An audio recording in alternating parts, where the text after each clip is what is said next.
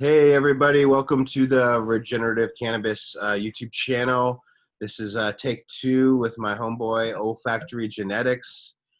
We actually did a recording of the interview with him, me and Bam, back in January, like a couple days after I had just landed in Denver, and somehow it didn't get recorded. And my total apologies, because it was a good interview and we all had a good time. And sorry that we didn't get that out there. And I really want to, I know you've been getting your stuff out there, but I want to make sure all my people that follow me know who you are. I mean, Yeah, Kevin absolutely. Jodrey hit me up, and the story how we got connected. Kevin Jodrey hit me up, and he's like, "Hey, there's a guy you gotta check out." And he's actually he brings you up all the time when we talk, man. He's really into That's your great. gear and what you've been doing, and that, to me, that's like a stamp of approval when you got, when Michael Jordan's, stamping that thing. It's kind of like, Yeah, totally. Yeah, Kevin's definitely helped me out a good bit over the past, I guess, 2 years really. I kind of reached out to him when I left my job over at Heroes of the Farm and asked him if he could set me up with some genetics to kind of get Olfactory up and going and kind of start doing my own breeding projects and stuff. And of course, Kevin with open arms invited me to come on down to Humboldt and meet up with him, and he set me up with some really nice cuts that I kind of did a couple projects here and there with. And, he's been someone that's been there to talk to and, helped me out over the past couple of years when I need to. Definitely one of those stand-up guys. since we kind of recorded that stuff before about your history with Heroes, let's just kind of start there, because I know that a lot of people know Heroes, and it kind Yep. of, like, for lack of a better way of saying it, it puts a little bit of credibility to the work you've been doing prior to what you're doing now. Yeah, absolutely. So I started at Heroes of the Farm just as a general laborer about, I guess that was almost 4 years ago, something along those lines. And over the first 2 or 3 months of being there, I kind of saw a lot of systems that needed to be put into place and a lot of opportunities to get stuff streamlined and kind of functioning a little bit better. They were kind of at the point where, they had 3 greenhouses or 4 greenhouses, I guess, at the time, and we're building out their indoor facility. And that was kind of, the beginning when there was all homies that worked together there. I was kind of the first person that was brought on outside of the group of friends. Before it was, make sure you're keeping everyone tight, keeping the word close and all that kind of stuff.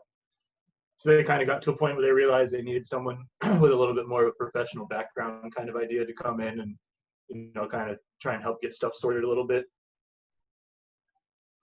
So after the first like 2 or 3 months or so,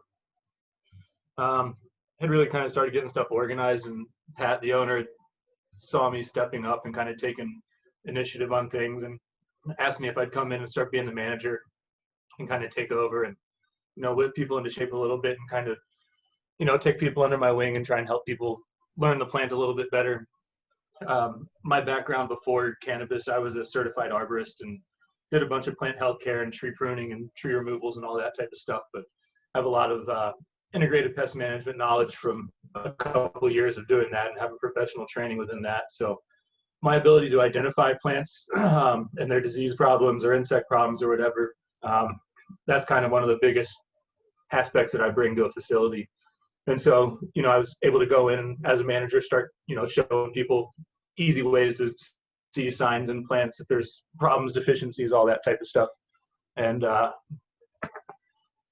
so that was kind of at the point right before they went rec and started getting the licenses built up there. And so over the time that I was there, we ended up building out another 5 greenhouses. So it was about, I think, around 35,000 square feet of canopy space, something along those lines, that we were running while I was out there maintaining that.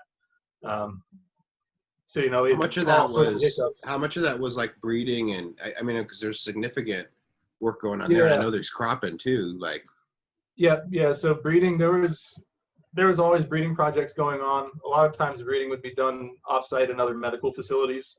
Um, but then we would do large pheno hunts there in our larger greenhouses. So we would do pheno hunts where we would hunt through, 2,000-3,000 seeds at a time, whittle those down to 1,400 females, and have a greenhouse with 12 to 1,400 females of a variety of different strains. Some would be 400, 500, 600 seeds of one variety. Some stuff we'd only have 10 or 20 seeds, but for the most part, we were trying to hunt through 100 or more seeds of any variety that we were hunting through.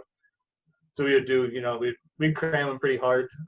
We ran nectar for the gods out there, and so we would do 3-gallon pots and just fill that house to the brim and just run through all of them. That was, the cool part about that was getting to flower through everything. A lot of the hunting that I do as I'm digging through seedlings, I call stuff pretty damn quickly. If it doesn't have the right look that I want, or if it doesn't have enough of stem rub, then I'll push it to the side. Out there, it was cool to be able to see in the end all of that stuff flower out. Like you see some weird stuff coming out of plants when you're flowering out that many at a time. So that's what I was gonna. I was gonna ask, like the correlation. I'm just starting to run some bigger numbers. I have like 1,000, 500, 800. Stuff like that.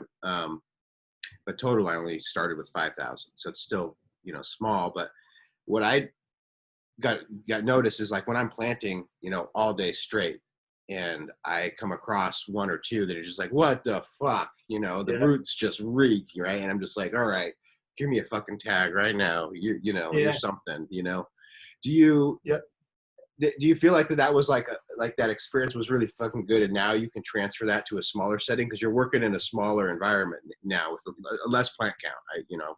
Yeah. Now I'm working in a much smaller square footage. I'm really just working in my basement doing my own personal projects pretty much. I've got 2 4x4 tents that I run through numbers on, but I run through stuff real quickly. And it definitely shows if you're tagging plants and veg doing those big pheno hunts. You start noticing that you're typically pretty on point with the quality of a plant that's going to come out in the end.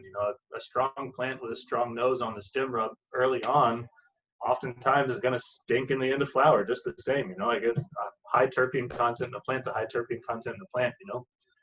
So now that's kind of the method I go with now.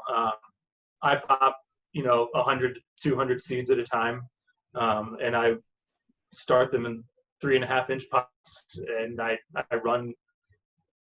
start them under 12-12, so they come up and immediately are starting to show sex within a couple weeks, and so that way I can sort through stuff real quickly, get males out of the way immediately, and then easily go through and I sniff. The biggest thing for me is sniffing the stem, man. If those stems stink, then it's going to go in the back of my tent. Olfactory genetics, I'm all about the nose. I want that thing to smell. Plant structure, productivity, that's all extremely important. I want it to be resilient. I want it to be a healthy plant. But, kind of at the end of the day, if it just is louder than anything else in the room, then I'm going to have a real hard time putting the scissors to that one. So that's definitely kind of the direction I go. But I whittle stuff down real quick. The last Tippet Knob strain that I bred, headband cross with squirrel killer, I popped 144 seeds and I got it down to 16 that I put into flower. And so I ran, I got rid of 138 or whatever, or 28, before even putting anything into flower. Yeah. So just based off of the structure of the plant, and that's only structure of a plant at 6 inches tall, So right. And I guess that's this is based upon your experience of running through so many and going, hey, if it doesn't have the structure, if it doesn't smell right now, I don't want to fuck with you. Like, yeah, and it's not even worth it. If you're trying to create genetics, if you're popping 10 seeds, 12 seeds, and you're finding a male, and then you're creating something, sure, of course, you're going to get lucky every now and again. You're going to have something nice, and if you pop enough seeds of it, you're going to find something nice. Like that. That's the reality of cannabis genetics. Like there's good DNA in cannabis, and like you're going to have some sort of secret hidden in there. But if you're finding those gems that really stand out in the long run and carry all the characteristics that you're looking for, like that's what it really boils down to. And with my experience in the rec industry, after Heroes of the Farm, I went and did some consulting for a couple of different larger grows here in Oregon, and kind of building that background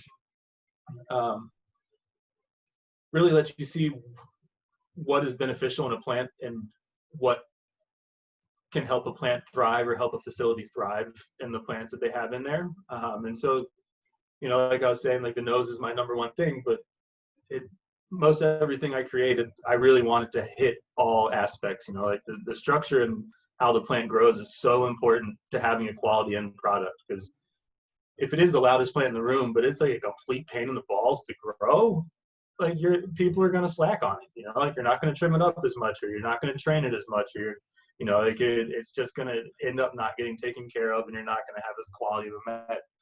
And so if you're making it so it's structurally sound and it's going to like hold its weight on its own, and the less work you have to do to it, it's just going to end up being a better product in the end anyways. So I really try and do my best to hit all marks when I'm creating the genetics that I'm working with. And I was actually going to bring that up from just, since the time we kind of talked last in January, watching your photos on Instagram, that's the thing that's just stood out the most. Like, definitely you got the resin content there. I can't smell through the phone, but the structure on your plants is all phenomenal. And, when you reminded me again that you were doing arborist work, it was just like, oh, fuck, yeah, because it's the same thing. Like, that's, I know just a little bit, but I know that in cleaning trees and in creating airflow, that's what same thing we do with plants, that you're doing with these big pine type trees, or whatever.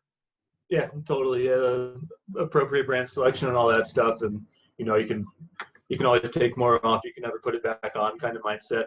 That's always the first thing that I tell anybody I'm teaching anything with, like, don't start heavy. That's the worst thing you can do. It's always start light and move your way in, kind of figure out what you're looking for. But at this point, like from clone on up, it's pretty regimented in my brain of how I get through it, just from all the time out at Heroes, just thousands and thousands and thousands of plants of training and pruning, and like, it's just second nature. And but you're right with the tree pruning type stuff. And that's what I enjoyed the most about tree pruning, was kind of the smaller ornamental tree pruning stuff, not like miniaturized stuff, but like Japanese maple and stuff like that, kind of 10 to 15 foot trees, and being able to shape and prune them and kind of clean them up. It was always a rewarding kind of experience at the end of it, to step away and see the beauty that you're able to clean stuff up to.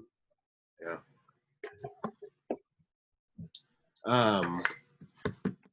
Let's talk about some of the stuff you're working on.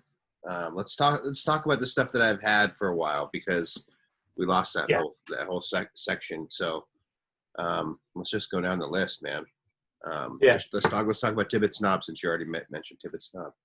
Yeah, so Tippet Knob, that was one of the first 2 strains that I bred. So when I started working at Heroes, the farm, I had a basement grow going on here at home.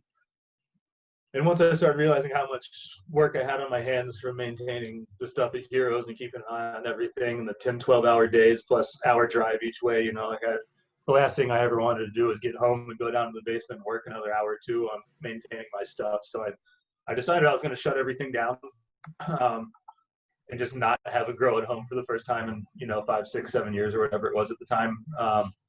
But I had a male that was pretty nice. So I just kind of decided, I might as well go ahead and pollinate a couple plants, just to kind of do my first pollination, see what it's like, and just kind of get the experience no matter what comes of it, kind of thing.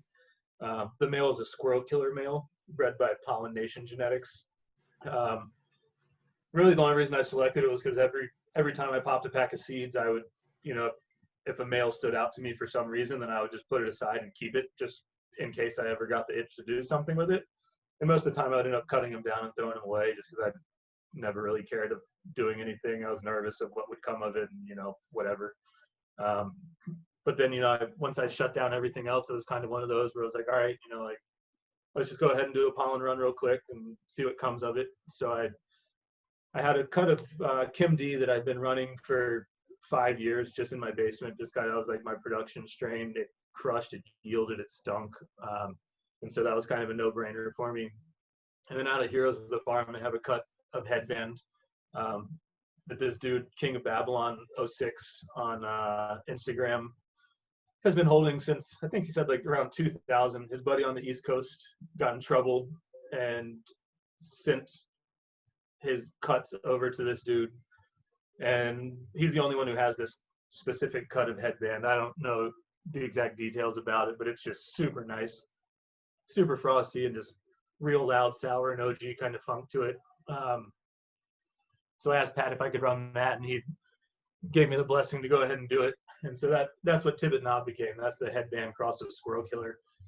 And it's very loud gas, has some of that like OG funk to it, a little bit of fruitiness to it. There's the Squirrel Killer has a little bit of a strawberry kind of flavor to it behind the gas. So every now and again, you'll get phenos that have a little bit of fruitiness kind of thing to them. But the one that I ended up selecting, so I'm F2ing that right now. I just put Tippet Knob number 12 into flower 3 days ago.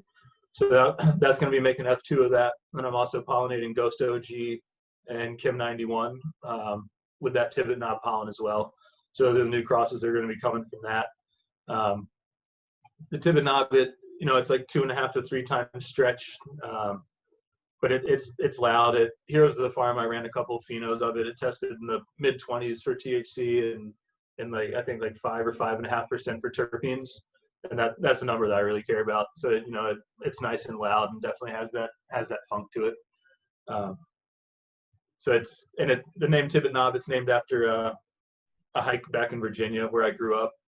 It's kind of overlooks the West Virginia Valley over there, and I was the first place I ever smoked kind bud back when I was a teenager on the East Coast. The non-seeded. Sensimilla. Yeah, so that's what Tippet Knob is. It's I love it. I think it's a great strain. I've had some pretty funny reviews. One of my buddies at Heroes of the Farm, his girlfriend and him smoked a joint, and they went into the bath, or she went and took a piss in the bathroom and was getting ready to come back out, and she went to wash her hands. But instead of washing her hands, she accidentally put soap on her toothbrush and brushed her teeth with soap, realizing that she had no idea what the hell she was doing. So it can get you like that every now and again. I just gave someone a nugget yesterday who picked up some Bokashi from me, and he on the car ride back, he sent me a text and was like, "Dude, I am fucking blasted right now." So it definitely packs a little bit of a punch. It can rip you pretty good. So it's a good one for indoor. The one I selected goes about 60 days. I have ran it outdoors before. It did pretty well. I didn't have any real PM problems or mold problems or anything along those lines, but it did go a little bit further than I would have liked it to go when I think like mid-October or something along those lines up here in Portland. Yeah. Yeah. So next on that list, I guess probably Big Schloss is a good one that we can talk about next. And this is also a Virginia namesake. Yeah. So that's kind of the sister hike to Tippet Knob. So it's just kind of on the other side. It actually, I guess never mind. Let me talk about Blue Ridge Eclipse first, just because it's the mother of Big Schloss. So Blue Ridge Eclipse, that's Truth Tree crossed with Tippet Knob. So that's a Tippet Knob male that I selected out of Heroes of the Farm. It's the only cross I did with that particular male. Truth Tree is bred by Boneyard Genetics. Tony made that one. It's Mandelbrot Royal Kush 7 crossed with Redwood Kush. So it's a super stout plant. Man, that Royal Kush 7, it sure does carry through. And the nose on that thing, just that sour berry kind of funk that comes from it, it comes through real loud. It cuts through everything, man. Now that I've kind of had like my way run around with like Royal Kush crosses, it's just like, oh, it's like these like 6 different flavors that it comes through. Almost, Yeah, it's definitely a predominant one. It's a dominant gene that pushes through big time. So I crossed out with the Tippet Knob, and it throws down outside. Just like big old forearm-sized colas, dense, nice purples, kind of light lavenders and stuff come through it. But it is just one of the loudest plants that I've grown. It's like, it has that Royal Kush kind of like sour berry kind of thing to it, but then the Tippet Knob with the headband coming through on it brings a kind of a hashy coffee kind of funk to it. And man, every time someone grows it, they hit me up. A buddy of mine grew it, I think 2 years ago, and he hit me up again this year and was like, "Can I get another pack of those for my 4 plants this outdoor?" And so he picked up a couple other plants, duct tape, and a couple other things to run beside it. And so he's got, a 4-inch tall seedling. And he's like, dude, this plant stinks 10 times more than any of these other teens that I've got sitting over here. Like, this is crazy. So I'm excited to see what he does with them again. That's one that's probably what I'm going to run through next, that I'll, pop a good number of them and kind of hunt through and do an F2 of that one and kind of try and do some work with it as well. But it finished early. He harvested in the end of September, so he got it down before October. It was fully mature at that time. He had nuggets that looked like footballs. They were 6 inches around and just. He's in Oregon. Big, yeah, just big old chunks. So it throws down outdoors, and it does well indoors as well. There's some phenos that are more in the 2.5 to 3 times stretch that follow the Tippet Knob side of things. But then the Truth Tree side of stuff, it stays way more squat. It definitely stays, some of them double in size, some of them don't even come close to doubling in size. So some of them definitely are much squattier plants that stay pretty stout. I was just going to ask, do you wash any of this stuff to see how it does on returns? I haven't done a whole lot of that. The Tippet Knob did really well with returns. On BHO from sending trim in and sending some flour in on some runs. We had a lab that ran stuff for us out at Heroes, and Tippet Knob did have good numbers on it, but I haven't watched anything else recently. We'll talk about these other 2 strains in a little bit, but I just stuck a bunch of stuff in the freezer last week that I'm gonna wash hopefully next week, I think. Excited about that. It's been a while since I've ran any bubble. Yeah, it's fun.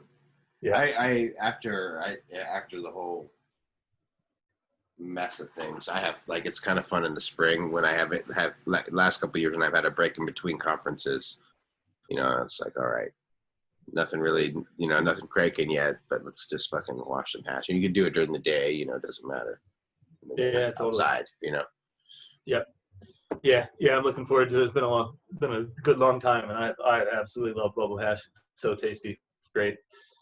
So I guess next after Blue Ridge Eclipse is the Big Schloss, which is Blue Ridge Eclipse is the mother to that one. So it's Blue Ridge Eclipse crossed with Black Lime Reserve. My buddy from Eclectic Elegance Genetics sent me some pollen that he collected from some Black Lime Reserve plants. So I pollinated a couple different things, that being one of them. One of the keeper plants I had outdoors that finished the first week of October and was just super iced out and extremely loud, real loud coffee and hash kind of notes to it. So the Black Lime Reserve definitely added some serious funk, man. That Black Lime Reserve has such cool smells hidden in it. There's definitely some skunky notes that come from that, and just super fuely stuff. So it definitely added kind of more of that old school kind of hashy coffee kind of skunky notes to it. It grows. Real nice. What's that? Have you got to smoke much Black Lime on its own? I've gotten to smoke some, yeah, not a ton. I've only had a nug. So but it was total just exactly what you'd think, super dank, earthy with that just bright. Yeah. Just eating the 2 flavors on the in and the out, which is. Yeah, totally.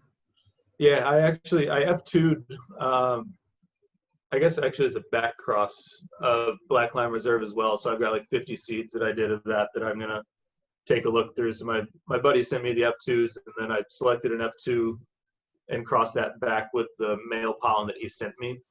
So it's I guess it's a Black Lime Reserve F2 back cross.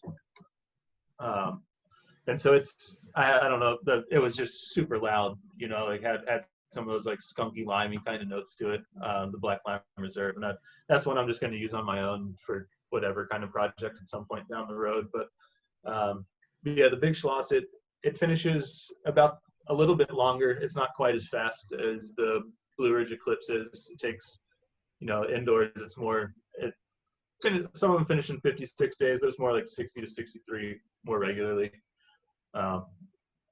but I would say that it's probably a little bit icier. You know, it definitely has a little bit more trichome glistening on it than the Blue Ridge Eclipse does. So they both have their upsides for sure. Next one, probably Trailblazer. That's Mount Hood Magic crossed with Lemon Diesel Mazar. The Mount Hood Magic was the Durban Poison Cut, and the Lemon Diesel Mazar was actually pollen that was gifted to me from Joshua Stroud with Conscious Cultivators, and that was a genetic that he's been working for a long time. He's been breeding for 20, 25 years down the Emerald Triangle, and now he's up in the Eugene area. But he's been working stuff a long time, and you know, he takes stuff deep. You know, he does 3, 4, 5 generations of stuff and really works it till it's good and stable and a nice product. So he gifted me some pollen from that, and I hit the Mount Hood Lemon or the Mount Hood Magic with it.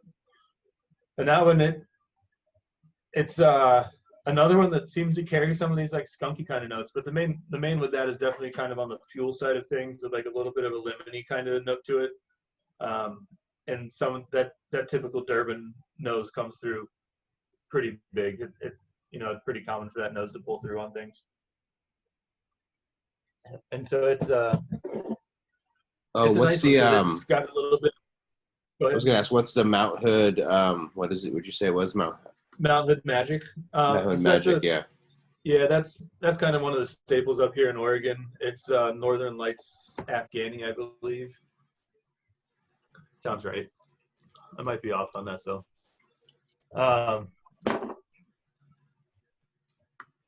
'It was bred by 50 Trees.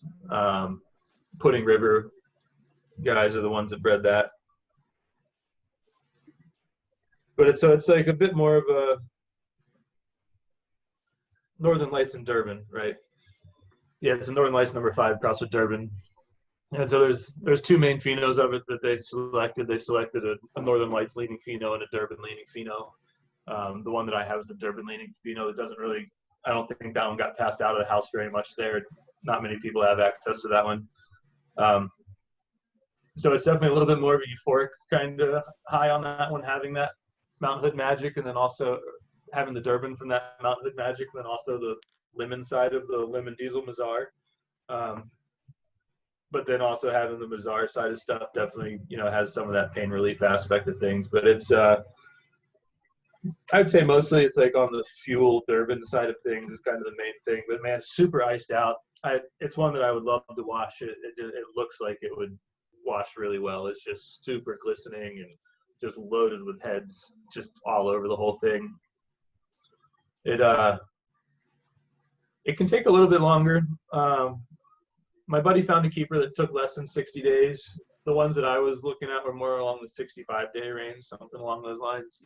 He was in a commercial facility, and so the owners don't allow anything over 60 days there. So if it goes over 60, it gets chopped, you know, so a lot of good stuff. That's wild. Like 60 days. I mean, it's been a minute since I was running indoors tight, but I would take everything further. I just take, you know what I mean? Yeah. 63 is kind of like a minimum for me, honestly. Yeah. Like, there's very little that I go less than that on. I've got a couple things that are worth doing that on, but for the most part, it's just seems crazy to me anymore. It used to always be cannabis takes 8 weeks to harvest, and now I'm like, I don't know what in the world anyone. I 9 to 10 weeks. Like all the stuff that I used to crop out and sell for like $4,000 a pound at 6 weeks. I used to harvest our ATF at 6 weeks, do $4,000 a pound, and now I take it to 9 or 10. Right. You know what I mean? Yeah. Same cut.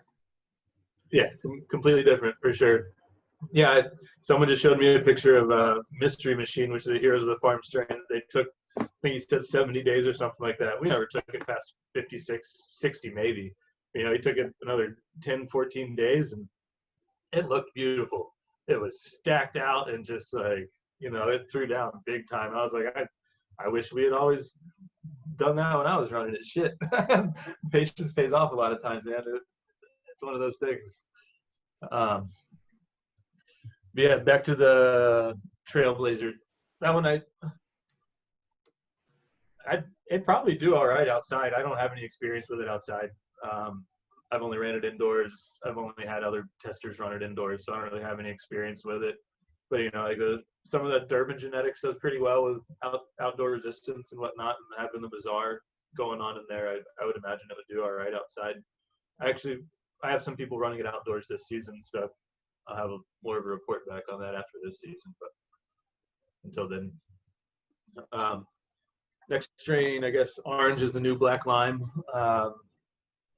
That one's just kind of one of my fun poly hybrids. Like I don't like to do a whole lot of like super poly hybrid stuff, but this cut of orange cookies that I have that a buddy gave to me a while back, it's just so loud on the orange side of things. The first time we ran it at Heroes, there was 4 plants in I guess about an 800 square foot room, and then probably another 60 plants of other varieties in there, but 4 plants with orange cookies. And you walked in, you just smelled oranges throughout the whole thing. Like it didn't matter that there was only 4 of them. It was so fucking loud and iced out big time, and nice purples and all that. It just didn't yield real well. Typical cookie structure, real small, real hard, dense nugs. And so when my buddy gave me that Black Lime Reserve pollen, this was the other thing that I hit, was just this other orange cookie. So it's orange cookie, Black Lime Reserve, and that orange just carries through like you would imagine it does. I've seen it in other crosses as well, and that orange is just such a predominant gene in there. Like it pushes through and it maintains that nose. There's also a lot of funk and fuel that comes from the Black Lime Reserve side of things.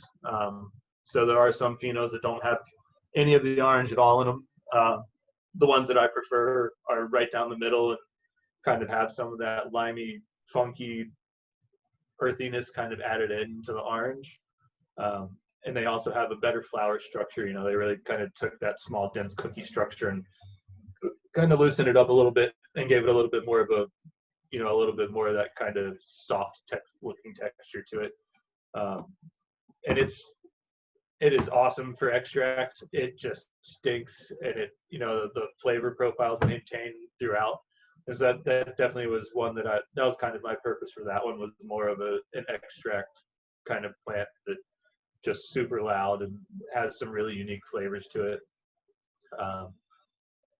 It can be kind of stretchy from the orange cookie side of things. And I've seen phenos of orange cookie that don't stretch much at all, but this one was a little bit of a lankier one. Kind of had that cookie kind of stretch and very much that cookie structure to it.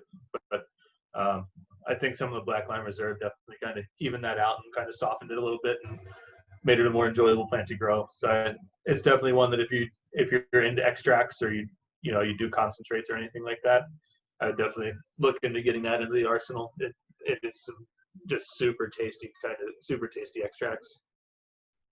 It's a good one.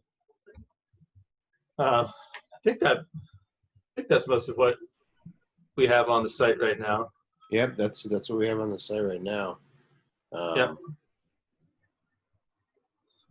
I was gonna try to cram them in my run, just a pack of each. Yeah, nice. But I wasn't able to this time. But I'm going to next time. I just want to run all your stuff and just to fucking smoke it, to be honest.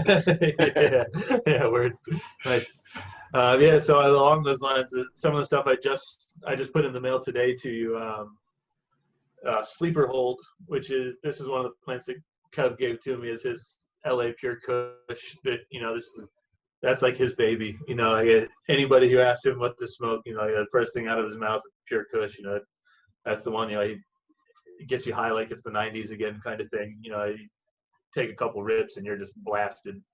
And so it's just like earthy, spicy kind of notes to me is what I get from that one. But I pollinated that with an Adam Dunn Afghan Kushback cross male that I selected. And so when I was out of Heroes of the Farm, shortly before I left, we were doing a big pheno hunt, and so I popped probably like 500 or 600 seeds of mine that I'd been collecting over the few years that I, was kind of like, all right, when I started doing breeding, like this is the kind of stuff that I want to dig into.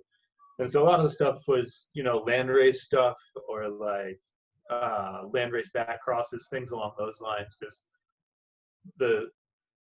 other than the polyhybrids that I've been describing and whatnot, like kind of the way that I want to go about breeding and the way that I've kind of stepped towards breeding recently is going with stuff that's, less polyhybrid, further back in the line of things, whether it's either landrace or landrace back cross. I really like the idea of landrace back cross because the work's already been put in to stabilize that stuff. Landrace genetics, they've got funky stuff, like it's been plants trying to survive out in the wild and pollinating each other and pollinating themselves and pollinating whatever the hell they pollinate. And like they're, so you can definitely have some intersex traits and stuff like that pop up when you're working with those, some of that landrace stuff. So the stuff that people have already worked and kind of back crossed, like, to me, that's kind of the ideal starting point for working genetics at this point, being able to select a male from something along those lines. So like the Afghan Kush back cross that Adam did. So when he was in Amsterdam, someone got him some landrace Afghan Kush seeds. I believe he selected a male, and he did a consequential 3 back crosses with that male to produce the line that he then used. I believe, I don't recall off the top of my head. There was some pretty big name, I think like Chocolate Chunk maybe. There was a couple other strains that he used this Afghan Kush male to start.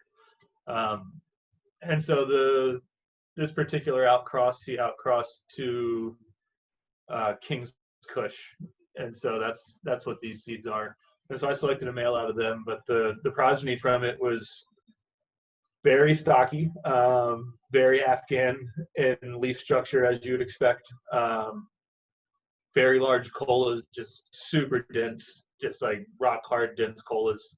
Had a lot of, I think probably from, I know that these kind of notes come up every now and again, but there's definitely some limey, fruity kind of, like a little bit of berry kind of stuff. Not a whole lot, but more on the limey side of things.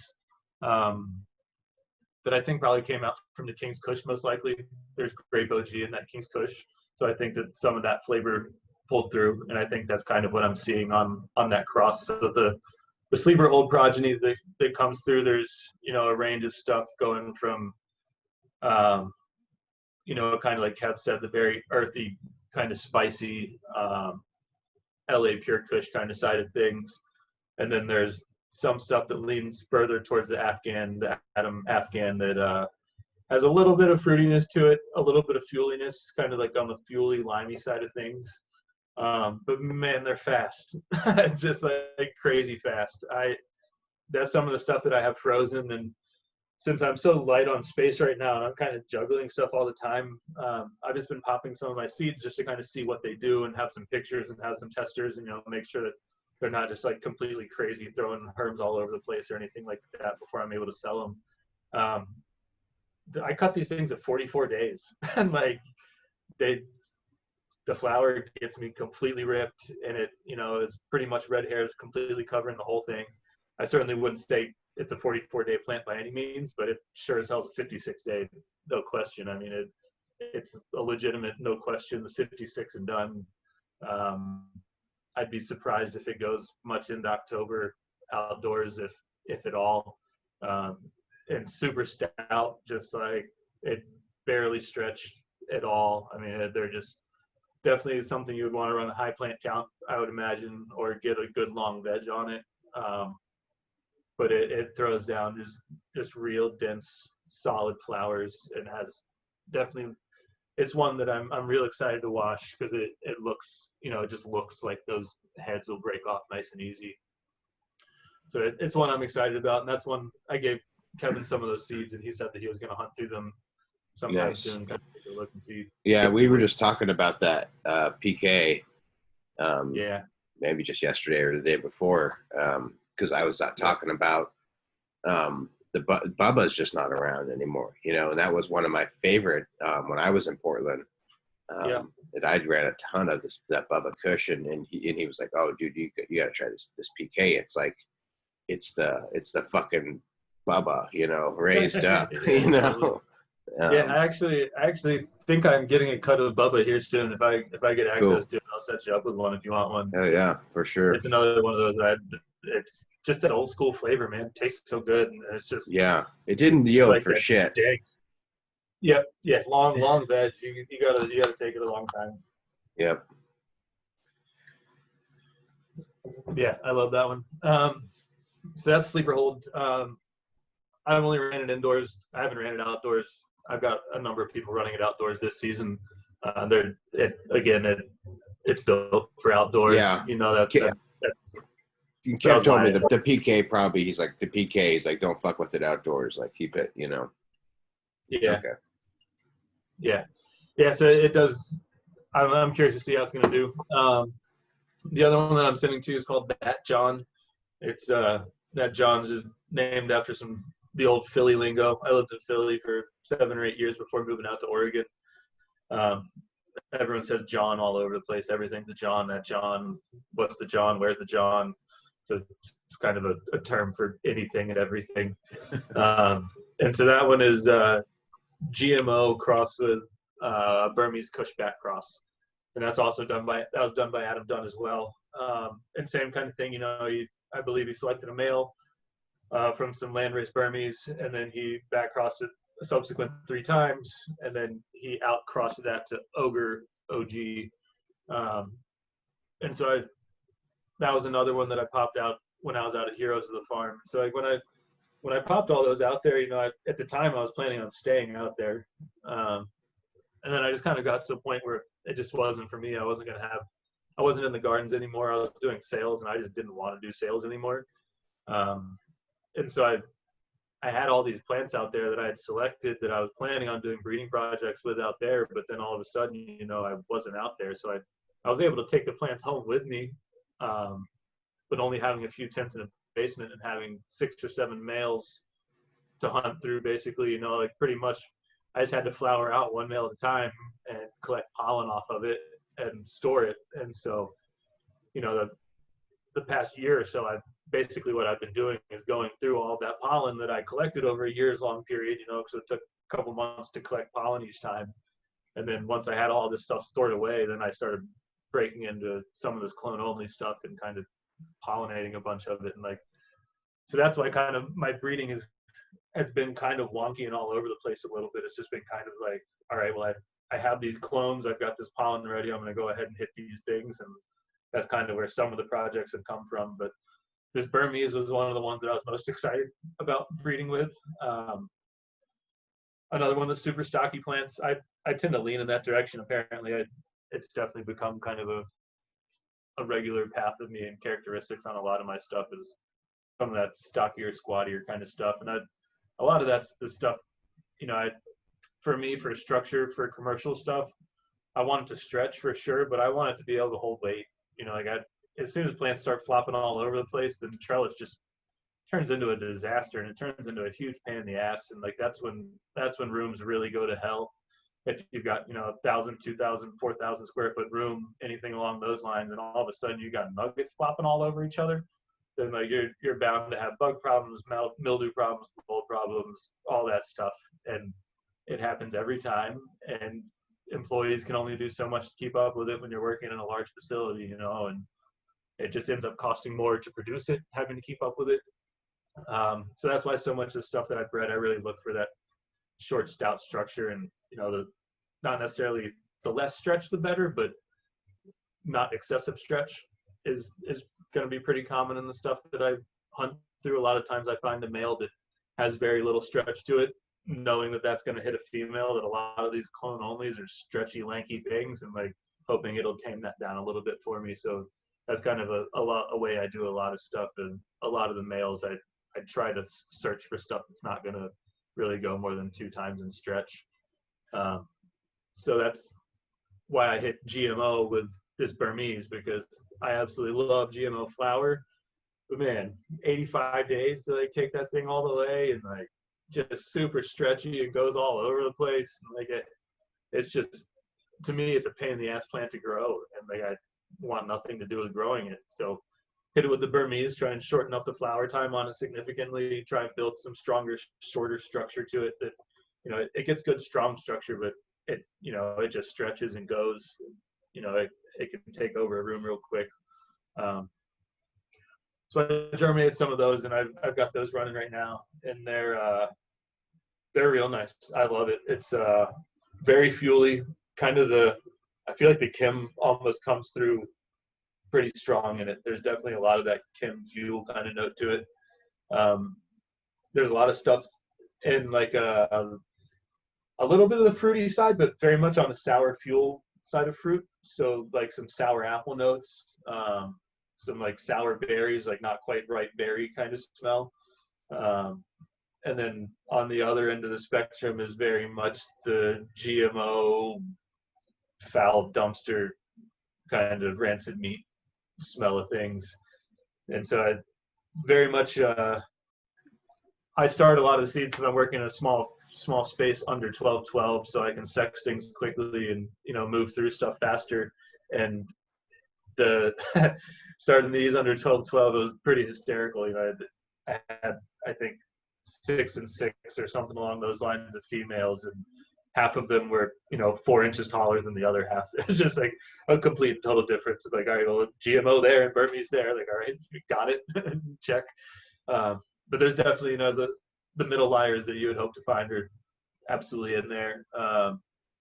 Most of the shorter, stouter stuff and quicker finishing definitely leans on the Burmese side and definitely carries that Burmese nose. More of like that sour apple fuely kind of side of things. But then there's definitely a few that maintain some of that like GMO funk while having that better structure and shorter plant. And it looks like they're probably going to finish. Some are going to be right around 60 days. Others are probably going to be in the 70 to 75 day range, I would guess, on the indoor side of things. So again, nothing I'd want to do outdoors, but for indoor facility, you know, GMO and Burmese have always been two of my favorite smokes. I love Burmese flower. It's delicious. Gets me good ripped. So it's a good smoke. I haven't smoked this stuff yet. Obviously, it's about to come down next week, but it's one I'm excited about. I'm only going to sell 6 packs of that are going out through your website, and the rest of the I season, might just buy them all myself. stash those. Yeah, dude, totally. That's the problem with this whole deal. I'm like, yeah, I definitely like make sure I siphon off one. You know, I buy one of each myself just to like have, you know, just because it's like, fuck. Yeah, totally. You know, it's like, yeah, whatever. Yeah, it's nice. It's nice that seeds are brought to you to search through. You don't have to go looking for them.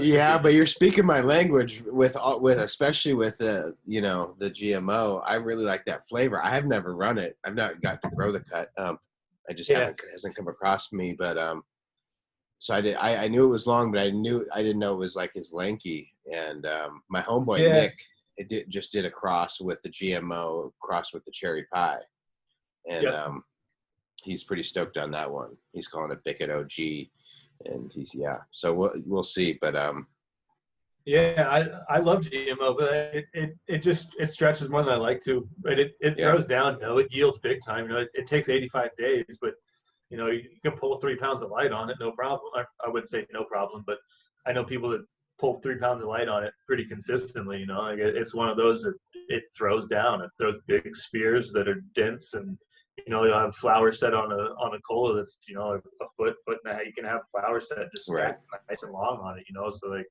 it throws down, it yields, and it definitely passed a lot of that through on this that John cross. These things definitely are stacked, you know, like they've got big heads on them, and they're nice dense flowers, and like it'll definitely yield really well. I flower out most of my stuff in like 3-gallon pots inside when I'm doing these pheno hunts. You know, in a 4x4 tent, I can fit 16 3-gallon pots, you know, wall to wall, covering the entire floor basically. So that way I can hunt through 16 different girls. I do a combination of amended soil with top dress, and then I do occasional nectar for the gods feeds as well, just to kind of keep things supplemented with the small root zone on it. And so that's kind of the general way that I run through as much stuff as I can. Just cram as much shit into a tin as possible. That John, those are the only packs I'm going to sell of that. I sold one pack to a buddy. I'm giving out a couple packs here and there, but other than that, the rest of it I'm just going to do it for finding a nice keeper and probably doing an F2. If I F2 it, then I'll end up sending it out. Cool. Well, there's going to be 5 packs available because I'm definitely going to pull one and enjoy that. So sweet. Yeah, so that's all the gear that's out right now. And then right now in flower, so like I said, I've been, saving pollen and freezing pollen, then trying to reuse that pollen. Seeing the results from this GMO Burmese cross, I had a shitload more of that Burmese pollen. So I was like, dude, I love what that male did. I get seeing the structure that was passed along and the kind of that fuely sour apple nose. I really enjoyed it. So I was going to do this big pollination using that. And I've got 9 different varieties in there. So I've got Banana OG, the Oregon Kid Cut. I've got East Coast Sour Diesel. I've got Romulan. I've got Pakistani Shitral Kush. I've got Scooby Snacks, the one from One Eye. I've got Old School OG Kush, Headband, and 707. And all of those, and Romulan, if I didn't say that. And so I was going to hit all those with this Burmese, and I blew a big old pile of it in there on like day 21 or something along those lines. And I didn't see any pistol change over the next day or so. Typically, I feel like I see some browning or some pullback, at least a little bit of it within a day. And so I pulled out another pack, and over the next like 5 days, I just kept on dumping pollen in there, like a couple grams worth of pollen at a time. So, like, it's a 4x4 tent, the amount of pollen I was putting in there. Like, if I wasn't seeing pistol pullback, like, there wasn't anything going on. So I just kind of quick curveballs and realized I had some more landrace, lowland Afghan Kush pollen stashed away in the freezer. The Burmese pollen was over 1.5 years old. The landrace Afghan was 3 months younger than that, so 1 year and 3 months old. But just to salvage the run, like, there's a possibility there might be some Burmese genetics in there, a little bit of it maybe. You might find a seed or two that kind of lean in that direction. By the way that the plants looked, I'd be awfully surprised if any of that took at all. But so I started dumping this landrace Afghan pollen into it, and very next day, or actually within a few hours, within like 6 hours, already like browning on the pistils and pullback on the pistils. I hit UK cheese with this pollen a few months ago, and it took so fast and started producing seeds so fast. Like I've never seen pollen react that quickly. And it produced a ton of seeds. So in that same run, I also used some Grimdica pollen from Duke Diamond and on some other plants. And so I pollinated 2 cheese plants, one with Grimdica and one with the landrace Afghan. And the speed with the seed set started from the landrace was just mind-boggling. I couldn't believe it. And so same thing's happening in the tent right now. Like within a couple days, like stuff was already starting to like stack into that seed formation, and like all the pistils are red throughout the entire thing and all pulling back. Like all the signs that you would want to see for everything. So I think I'm going to get a big old pile of seeds, and I'm really excited for it just because like I was saying, like I really like the concept of going back in time a bit and going back to either landrace or back cross landrace stuff. And so this is the male from this. I also hunted while I was out at Heroes of the Farm, and it's a lowland, so it's not as squatty as some of those mountainous regions, and has a little bit lighter terpene profile in regards to, I guess not lighter, but maybe brighter, less of the earthy kind of mountain funk, I guess, and kind of there's a little bit more of a lemony kind of fuely nose to some of the stuff. So it has a little bit more of a up high. It's still an Afghan, so it's still going to have some of that narcotic feeling to it, but not quite as heavy as some of that stuff from the mountainous regions. So I'm pretty excited to see what comes from all these seeds. Those are 4 weeks out from harvest, so I've got some testers lined up and going to hopefully get stuff tested pretty quick. So 8 months to a year, something along those lines, before I've got actual results and kind of am able to get those on the market. Most likely, if I can get them out before that, then I will for sure. But I always run stuff before it gets put out for sale. I want to make sure that it does what I want it to do. I'm not a fan of stuff that gets put out there just right off the bat without looking at it. What's your pollen saving tech storage? Like, a lot of people are really nervous about that. Even, a lot of really experienced breeders are just like, Yeah, it's it can be hit or miss, but it's all about dryness, man. Like that moisture is the killer. So what I do is I use a piece of paper and I'll fold it up into a little bindle and I put pollen in there. And then I put that into a baggie with a bunch of rice around it and then close that baggie. And then I put that baggie inside of a mason jar that also has a shitload of rice in it. And then close that mason jar. So there's 2 layers of dryness around the bindle of pollen. So that's kind of more layers of protection, the better, is kind of my mindset.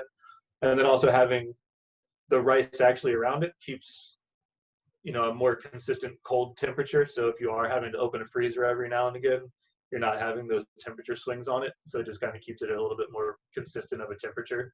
You keep it frozen. Yeah, I keep it in the freezer. Like I said, I've had pollen. This pollen's 1 year and 3 months old and took absolutely no problem.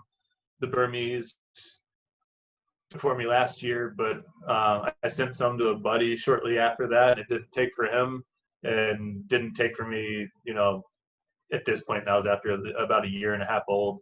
But I've had other pollen that was 1.5 years old work just fine for me, so like I've heard of people maintaining it for 2 or 3 years, but in my mind, it's really the idea of, kind of having it multiple layers of dryness, some sort of wicking something before you get to the actual pollen. So that way, and I store it into small enough bindles that it's how much I'm going to use at a time. So like if I harvest a big batch, it would all have 20 different bindles, all in different bags, so that if I ever want to pollinate some plants, I can pull 1 bag out at a time and still have other bags still in rice inside another bag of rice, kind of thing, so that you can always pull it out and it's still safe at that point, kind of thing. But yeah, I've also had pollen that I stored and it didn't dry long enough, kind of thing. I shook it off the plant and kind of scraped it up and threw it straight into paper and put it away. But usually I'll leave it out for at least an hour or 2, kind of thing, sometimes a little bit longer, before packing it up and putting it away, just to kind of make sure I keep moisture out of it. And you can see, if you open up a bindle, if it's all stuck together, you put it away with too much moisture in it. That's the way some of these packs of Burmese were still pretty loose and powdery, but some of them were like almost a puck, so I didn't have a whole lot of faith in it coming out. But the landrace stuff was just like, super silky powder stuff. It was just like super loose snow flowing around. It went all over the place immediately. So it can be tricky, but just and stash like, it away. For viewers, like Portland is, you leave a nug out on the table and an hour later it's too wet to smoke a joint. Like that's just totally how it is. Yeah. So to be, just to get that, and what I mean, for you to be able to just say, hey, I leave it out to kind of dry for an hour in that environment, and then I just bundle it in this rice, and that just kind of, what I mean, that makes sense to me. So that's a simple way to do it. Yeah, and I mean, that saving pollen is definitely not my preferred means of going about pollinations. Like I would prefer to be pollinating with the male in the room with stuff. I prefer open air pollination. I like having the male in the room for a full week worth of time, because you're going to get, full pollination throughout the entire plant. I was just kind of stuck in a scenario where I had 6 males. I didn't have anywhere to keep all of them, and the only thing I could do was flower them and figure out how to store pollen appropriately to be able to hopefully create something with it down the road. And all of the pollen that I saved, I did at least 1 cross, if not 5 or 6 or 10 crosses with them. So it all came to fruition. It all did what I needed to do. It's been a bit of a hectic couple of years of trying to get all of these males sorted through, hunted down, tested, making sure that they're what I want them to be, store the pollen, pollinate a bunch of stuff. And I'm finally to a point where I'm like starting to work my own gear, which is like the most exciting thing for me. The fact that like I'm finally F2ing my first strain that I created is like, all right, so I've got thousands and thousands of seeds that I've all created at this point. And most of the stuff that I create from now on is going to be less and less of hitting clone only stuff. Most of it's going to be selections that I make of my genetics, and then pollinating with selections of my genetics.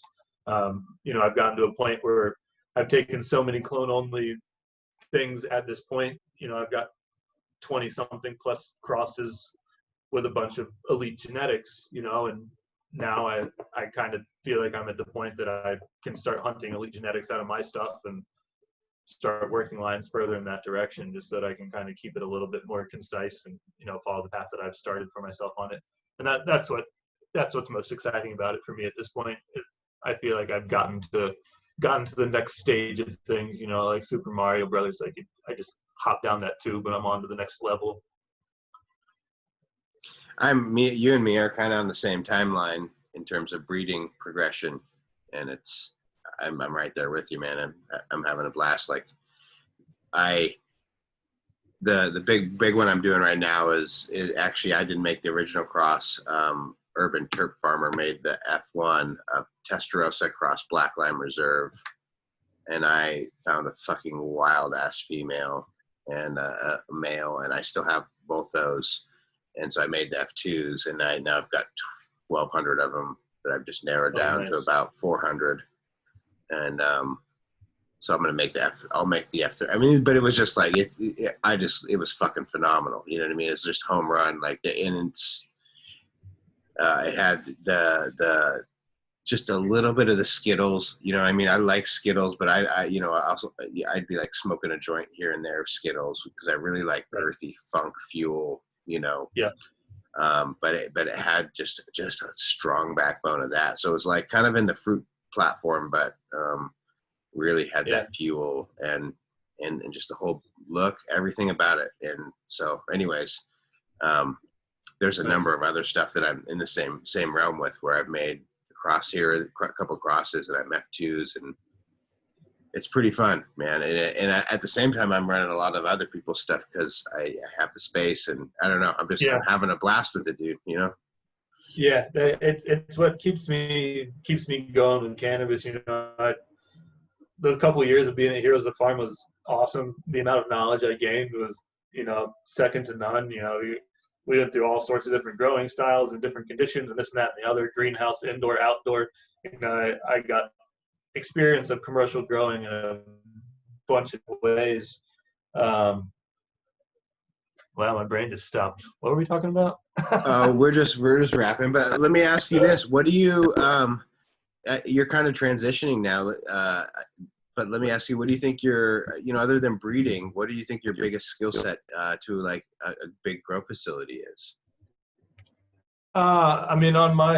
With me, it's definitely the pest management side of things, and just knowing the growth structure and kind of the growth characteristics of the plant. After all these years of working with so many plants, I can look at a plant and tell how it's going to grow throughout its process, and be able to like get it pruned up into the appropriate method that it's going to yield what it needs to, kind of thing. But yeah, definitely the pest management side of stuff, being able to walk in and identify problems, just look over and, back in the corner, all right, let's go back and look at that plant, and just being able to see that from afar and not even having to get into a canopy to dig through before noticing that there's a problem, kind of thing.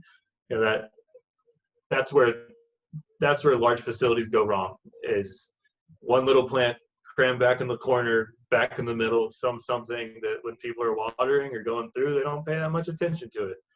And it's fine until 2 weeks later, and then that one little problem is all of a sudden absolutely everywhere, and you've got a large crop that's just a disaster from that point on. So if you can pick out those problems from afar, just kind of real quick without having to hunt through stuff like that, it's just so important to have someone who can come through a facility and have that perspective on things. It makes all the difference in the world. Just stuff so you don't have an actual outbreak. That way, you're able to contain it. And for me, the best method of pest management is a dumpster. If there's a problem plant in the middle of the big room, why the fuck are you gonna deal with treating that plant? Chop the thing down, throw it in the dumpster, be done with it. If you're working with hundreds of plants, like, be done with it. Get the problem out of there. That the number one pest management's a dumpster, man. That you can throw away so many bugs in one time and be done with them that a spray is not gonna do. And if it's beneficial insects, like, they can't take down a big infestation very often. Like, usually they might slow it, but to stop an infestation, the flame too. The torch. Yeah, totally. Yep. Yeah, absolutely. Burn with fire for sure. Yeah. Do you want to talk about Bokashi for a little bit? Ooh, my voice just kind of squeaked. Yeah, sure. I know you're kind of a Bokashi snob, if you will. Yeah, I love Bokashi, man. It's one of those things. So I was big into Bokashi and all that stuff before I went to Heroes of the Farm and the more of the probiotic style of gardening. At Heroes of the Farm, they're majority nectar for the gods. I know now they're doing something just dropped on the ceiling above me. I know now they're doing a lot more amended soil type stuff to save on money and growing the same quality product and all that type stuff. But so I was big into all that before I went out there, and I kind of lost my way a little bit being out there and kind of got sucked into nectar for the gods being the way to grow, because it grows a phenomenal product that is just terpene rich and trichome dense, and it makes a really nice product for sure. I got nothing but love for the guys at Nectar, and they put out a really good product that does good stuff. But I have a master's in sustainable design, and so I have a lot of background and desire in environmental sustainability. So the amended soil kind of natural living type of growing definitely speaks to me more so. And when I left Heroes, I kind of started digging back into it a little bit. And during one of my consultations at Bobsled Extracts, which is a big extract company up here in Oregon that also has a farm as well, they brought in an employee, my buddy now, Quatamak.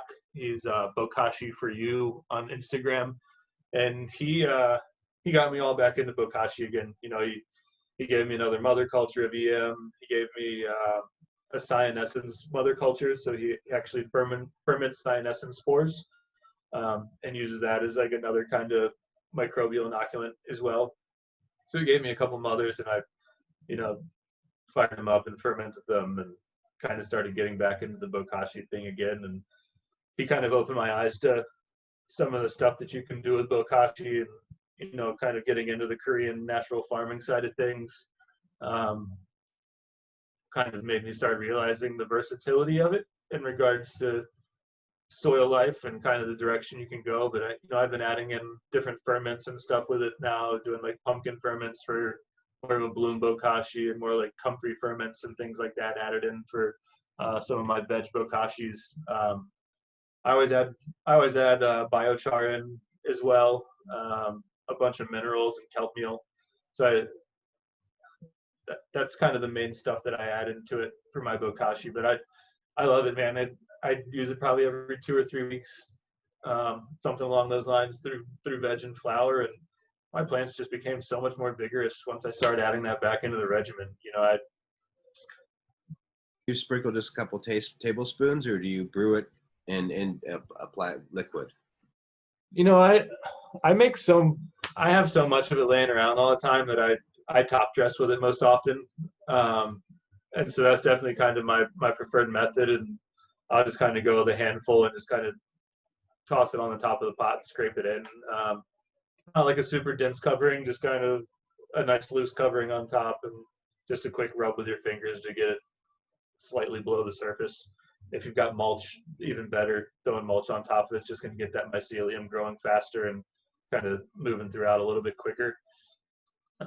You can certainly do tea as well. You know, I typically for tea, like I do about a third of a cup per gallon, something along the lines, when I'm making a tea, and then I'll do anaerobic, so overnight for 24 hours with a lid on it, kind of thing, and then throw whatever dredge as a top dress on afterwards. No reason not to. But I always have just kind of a barrel around, so my property is just kind of like one big Bokashi ball. I just walk around outside, just throwing it throughout, just kind of sprinkling it around all the veggie gardens and flower gardens outside. I live in Portland, but our property, I have been working diligently to get rid of all the grass all over the place and put wood chips down instead. And so now anywhere on my property, if you kick wood chips to the side, there's just mycelium digging through everything. I mean, it's wild. There's mushrooms just all over the place, just growing everywhere and breaking down all these wood chips all over the place. So it's pretty cool to see what's happened over the last like year and a half of using Bokashi like heavily on the property, and seeing, you know, how much mycelial action has taken place and how many mushrooms have popped up that were never there before. It's pretty rad. Yeah, it's cool, man. Nature does wild stuff.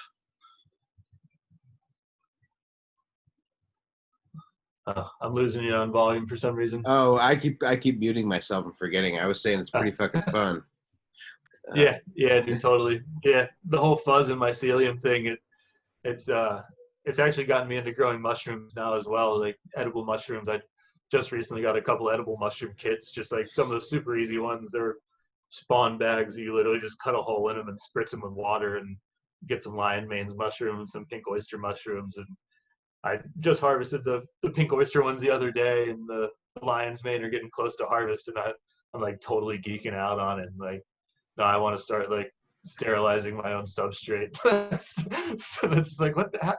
I don't have any fucking time for that. I know.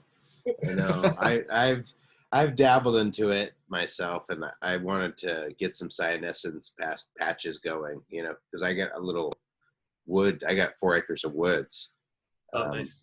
So it's kind of like I want to just like, but I haven't done it. But like I need to like just get a system in 1 year and just do a big couple trash cans of, you know, sterilized material and get it rocking. And yeah, and then just let them go. Yeah.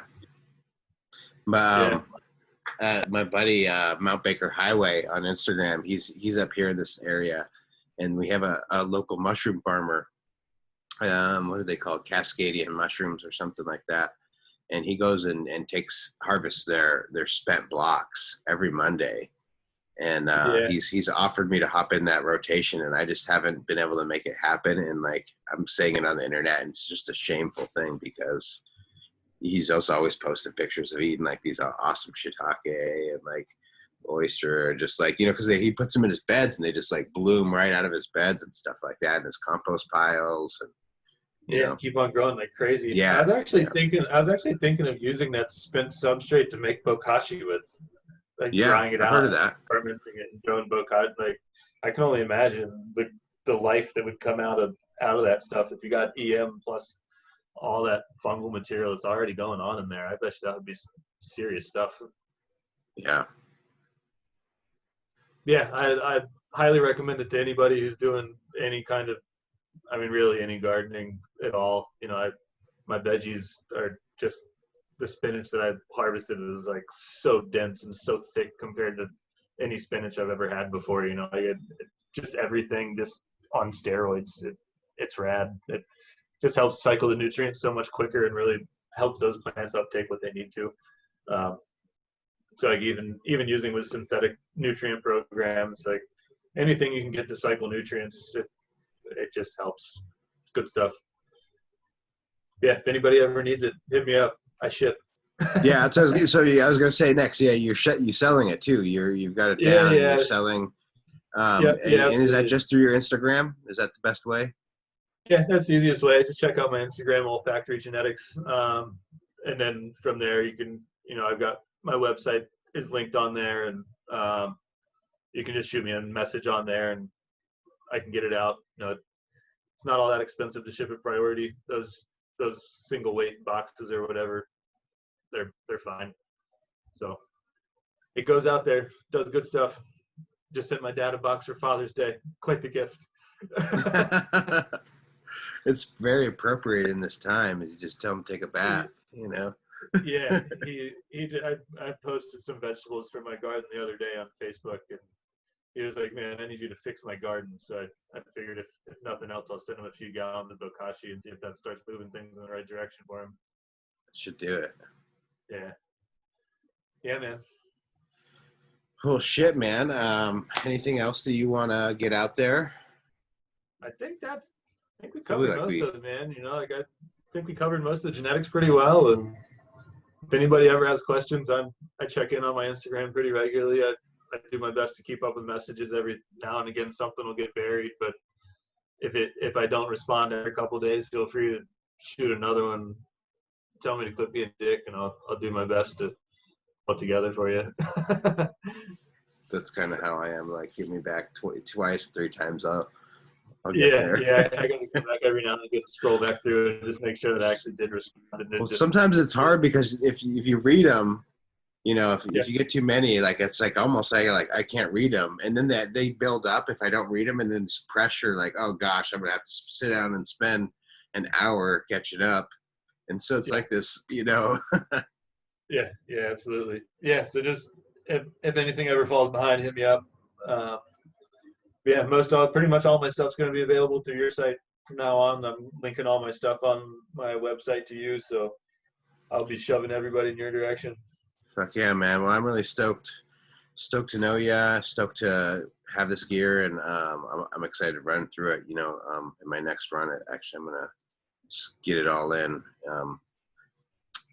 That's probably Yeah, the only seeds I'm gonna do. I'm gonna do a clone run, but I'm gonna run your stuff because I want to get those flavors. nice, But awesome. yeah, man. And you're moving. So good luck on that. It's happening in the next couple months and stuff. You're Yep, going next few from months. corner to corner. Yeah, man. Oregon to Florida, Yeah. big jump, but it looks like I've got some possible facility opportunities coming together down there. So Oregon, it's been a blast. I've loved it here, but the opportunities have run thin, and we've got some family over on that side of things. So we're going to go kind of head over there and try and be close to family, and try and make a name for myself on that side of things. They need help. Yeah. Well, it'll be excited to see what you come up, mixing, because every time you go to a new region, you're going to run into a whole new set of genetics and, um, Yeah, yeah. and the And it's a stuff there different is, climate too, obviously. yeah, yeah, and all the stuff there. A lot of that old crippy kind of OG fuely stuff that's been held since the '90s. And then also a lot of that Cuban stuff, though, like the piff and things like that down there. Some of that like old school hazy kind of stuff a lot. Yeah, we'll Yeah. Well, see. Should be interesting. some of the West Coast, like it's like the old stuff, it's so far gone, because we're running through so much new stuff. But the places that haven't hit as much legalization, that stuff doesn't run through as fast necessarily. Yeah, and that's part of why, like with my genetics, like that's why I'm kind of trying to do, like the stuff that I listed off for you off of this Afghan Kush run. Like all that stuff is, those are older cuts. Like the sour diesels from the '90s. Like all this stuff, the Romulan, that headband, the OG Kush, the banana OG, like all that stuff is, I view it like I get it. Those poly hybrids are fire. Like I see it all the time. I don't know. They smoke as hard as some of that older stuff does. Like I get way more ripped off of some of those more old school genetics than I do off of the stuff that's washed down at So this point. yeah. And so that's why, like for me, like if I'm starting off with that genetic base of stuff that's, like hasn't been worked in 20 years, and then I'm hitting it with some landrace stuff, then like I'm not starting at the same level of polyhybridization. I'm going in that direction for sure. And I'm absolutely going to go with some like elite clone only type stuff here and there. Like there's some really nice genetics that I want those flavors in my stuff, and I'm going to hit it every now and again. But to me, at this point now, I have all of these genetics of all this old school material that I can now start working into lines that I want to run, knowing that it isn't quite as watered down as a lot of the stuff that a lot of the breeders out there are doing these days. Well, I'm excited to see it, man. It's gonna be fucking fun, dude. That's like, it's been a struggle through the last handful of years as we're all transitioning to legalization. It's been 6 years legal weed in Washington. But I like just recently got just this big wind in my sails that like our heyday is coming again. Like the heyday where we can like sell seeds and weed to across the states lines, across to different countries. That's gonna come, and the stuff that we're working on and you're doing, it's really, I'm excited. 5 years from now, 10 years from now, like 15 years from now, holy fuck, it's gonna be really cool. Yeah, totally. I mean, I've only been working on my own breeding projects for like 3 years or whatever at this point, and I feel like I'm starting to get traction. 2 years ago it felt like, like, oh shit, like I'm fucking never gonna get there. It's like, man, I got all these seeds, but fuck, I haven't looked at any of them. I haven't germinated a damn thing. What am I even doing right now? Like, I'm just making shit and then making more shit and then going on. But like now, actually getting like to the point that I looked at stuff the other day and I was like, oh, I only have like this many strains that I haven't actually looked at yet. It's like, all right, cool. Like I'm making progress. Here we go.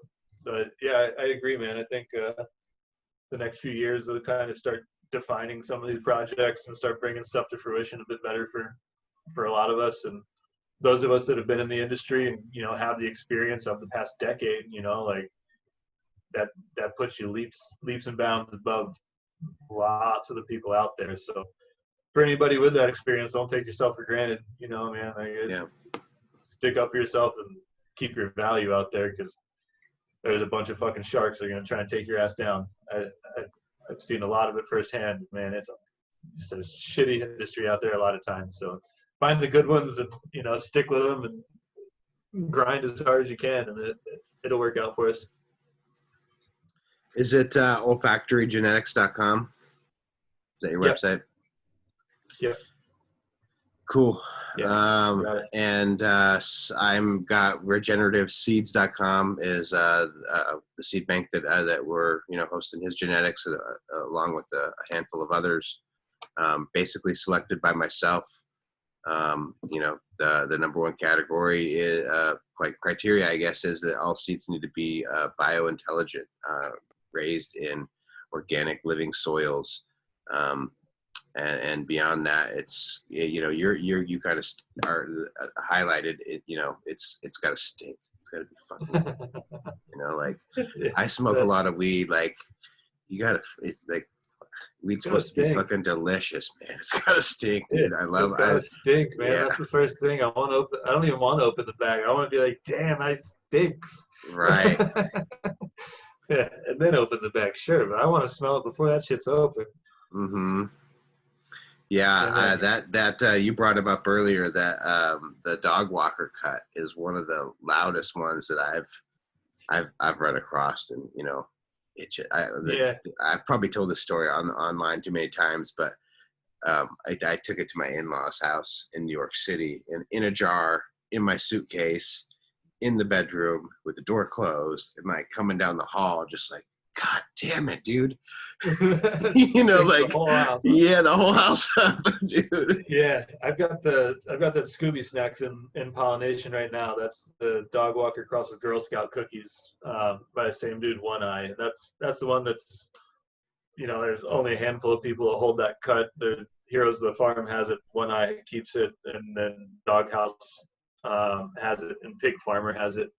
And other than that, like I don't know that anyone else, maybe one or two other people might have it, but it's one that was just held close for all times. But it's loud like dog walker, but it's got some of that like almost GMO kind of funk to it a little bit like.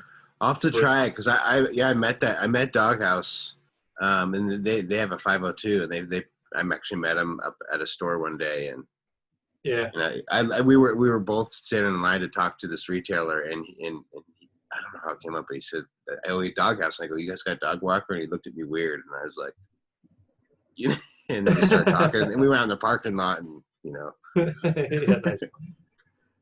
Yeah, that's Scooby, man. It's probably my favorite flower of all time. It's one that when I was at Heroes, I smoked it every single day, and like barely ever smoked anything else. And like, cool. that's been one of the hardest things of not being there is I don't have a cut of it. Well, I do now, but I didn't have a cut of it, and I couldn't smoke it because I wasn't going to go to dispensary all the time to try and buy Scooby snacks. So I was like, oh well, shit. I guess I'm done with that one. But man, it's so tasty. It's super good. Cool, man. Well, thanks for taking the time to hang out, man, and redo the sesh. I'm super sorry to have lost it last time. I'll make sure that I all good, keep it man. this time for sure. Yeah, hopefully this one sticks around. All right, man. We can do it again. Yeah, we'll do it a third time. Third time's a charm. Yeah.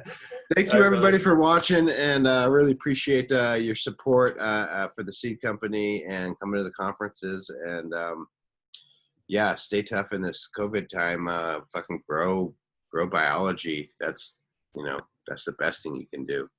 Grow biology and smack a racist in the fucking face. Yeah, don't be scared to do that. All right, brother. Have a good one, man. You too.